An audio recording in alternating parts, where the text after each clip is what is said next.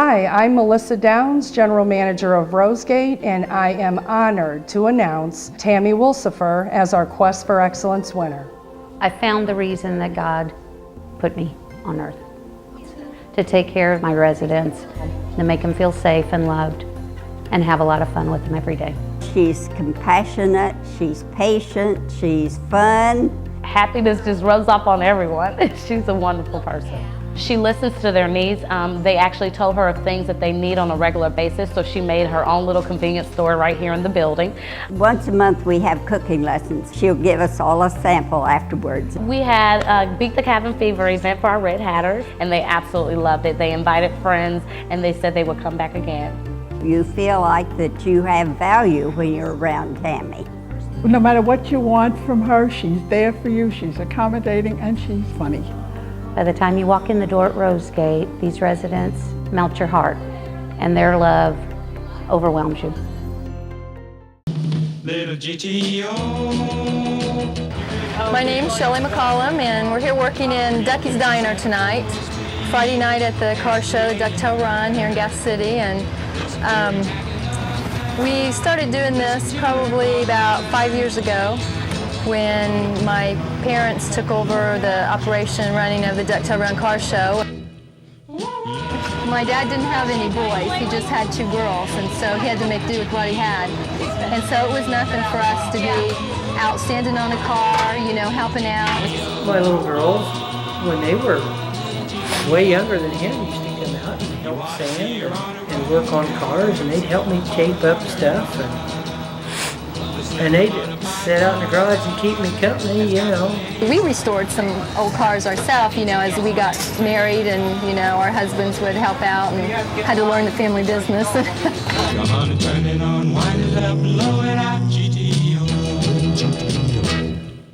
My dad finally has a son and my grandson, and he's 12.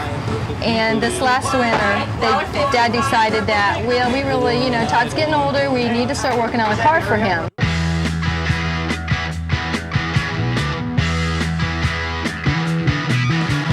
Get your motor running, head out on the highway, looking for adventure, and whatever comes our way. Right up in here.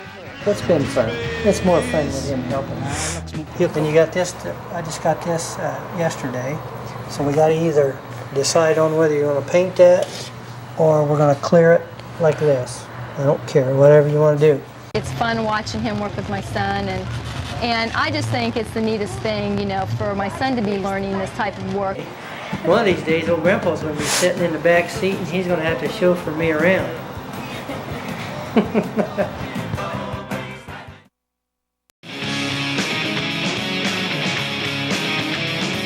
Secondhand smoke is the 3rd leading preventable cause of death in the United States.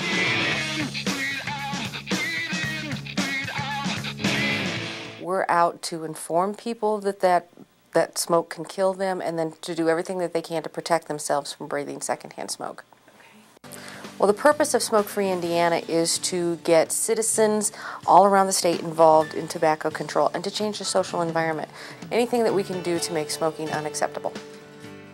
I think a lot of restaurant owners are concerned that they're going to lose business if they go smoke-free, or they're going to offend their smoking clientele. But when you think that only like 1/4 of the population are actual smokers, there's 75% of the population that are offended by the smoke that's in the restaurant right now.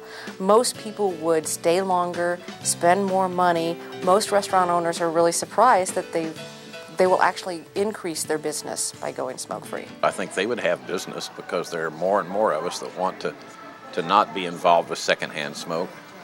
When I was younger, I didn't know that secondhand smoke had any problem for me. But now, since we know more, then that become more important to us. We want to protect people from secondhand smoke because you go into a restaurant, you sit there for a couple hours, it is the equivalent of actually smoking a couple cigarettes yourself. We're all athletes, and I don't really want to have to come to a restaurant and get, like, my lungs getting in worse shape. I mean, we have to work hard enough the way it is, and I don't want to have to come in here and have a secondary smoke from everybody. Well, personally, I don't enjoy eating with a bunch of smoke. I leave with a headache. I just don't enjoy the atmosphere. If the restaurant wanted to establish a completely separate section with a different ventilation system that did not mix the airs at all, then that would be fine. But it's very costly, and the easiest and the cheapest way to do it is to just go smoke-free. I would really like to see a smoke-free Indiana coalition in every county in the state so we can get more people involved and that we can work really hard to make this a healthier state.